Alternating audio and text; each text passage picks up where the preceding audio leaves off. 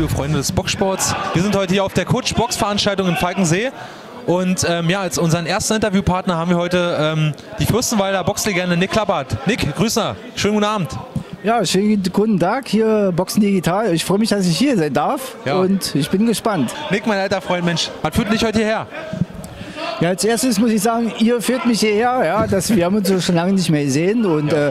Zweitens hier, Almin Kutsch macht ja hier seine Veranstaltung mit Patrick und zusammen. Ne? Und ich freue mich auf spannende Kämpfe und wir werden mal schauen, was uns erwartet. Ja. Wir sind auch gespannt. Du sagst spannende Kämpfe. Hast du heute so einen Favoritenkampf, wo du sagst, okay, auf den bin ich wirklich besonders gespannt, der interessiert mich sehr? Also als erstes muss ich sagen, sind hier die Kämpfe auch relativ niveaugleich. Ja? Also ist jetzt hier nicht einer, der in der Welt auf Platz 700 ist und der boxt gegen einen auf Platz 100. Das ist alles ausgeglichen. Hier kann vorher keiner wissen, wer gewinnt. Und ich bin einfach gespannt auf gespannte Kämpfe. Du hast jetzt wirklich schon lange nicht mehr geboxt. Ne?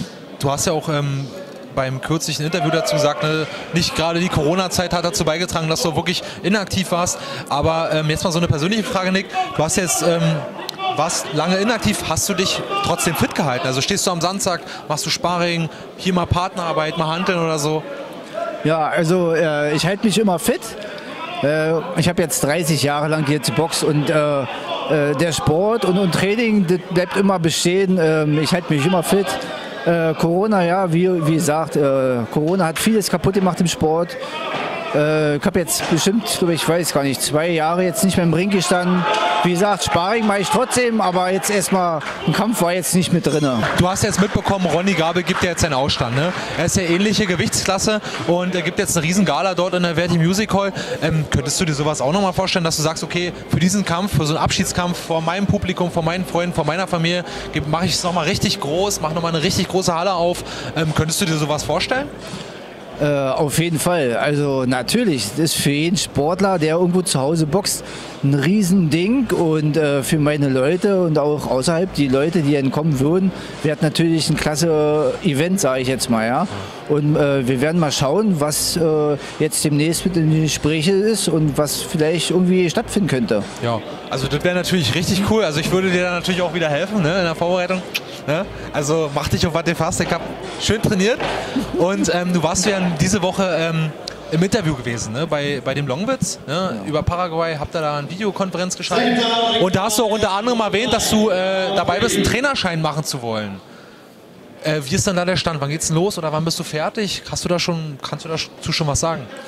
Ja, also ich sehe, ihr informiert euch sehr gut, ja, aber es ist richtig, genau, mit Lothar ist auch ein guter Freund, ein guter Kollege von mir und wir haben uns halt kurz entschlossen, mal ein Video zu machen über den aktuellen Stand, was in Deutschland passiert. Und unter anderem mit dem Trainerschein. Ja, ich bin jetzt erstmal dabei, einen Trainerschein zu machen. Der geht jetzt über 3-4 Wochenenden. Und dann werde ich mal sehen, was sich da machen lässt. Ich will auf jeden Fall irgendwas für die Kinder, für die Kleinen, für die Jugend. Will ich irgendwas starten. Da muss ich mir erstmal noch durch den Kopf gehen lassen, was möglich wäre. Ja. Aber auf jeden Fall denke ich mal, dass irgendwo was in meiner Heimatstadt vielleicht machbar wäre. Ich denke, den Trainerschein, der sollte ja kein Problem sein für dich. Du hast ja saumäßig Erfahrung, sagen wir es mal so. Und du kannst dir aber schon vorstellen, doch in Fürstenwalde weiter mit aufzubauen oder weiter dich dort einzubringen in Fürstenwalde, oder guckst du auch doch vielleicht im weiteren Landkreis LOS oder auch vielleicht MOL oder Richtung Berlin, dass du dort einen Fuß fest, oder wie sieht es bei dir aus? Ja, also bevorzugen würde ich schon mal meine Stadt Fürstenwalde. Aber ich könnte mir auch vorstellen, auch mal nach Strausberg bei euch. Ja. Wir kennen uns ja schon über Jahre und ihr macht ein super Training dort und warum nicht? Also klar, könnte ich mir das vorstellen, auf jeden Fall. Also es wäre natürlich auf jeden Fall eine super Sache. Ja, Nick, erstmal vielen Dank für deine Zeit, vielen Dank fürs Interview und ich hoffe, wir sehen uns bald wieder, aber nicht hier vor der Kamera, sondern dann nur mit 2 Fäusten vor der Nase. Und Nick, danke dir. Im Ring, Matze. Alles klar, Dankeschön, ja? Ja, gerne.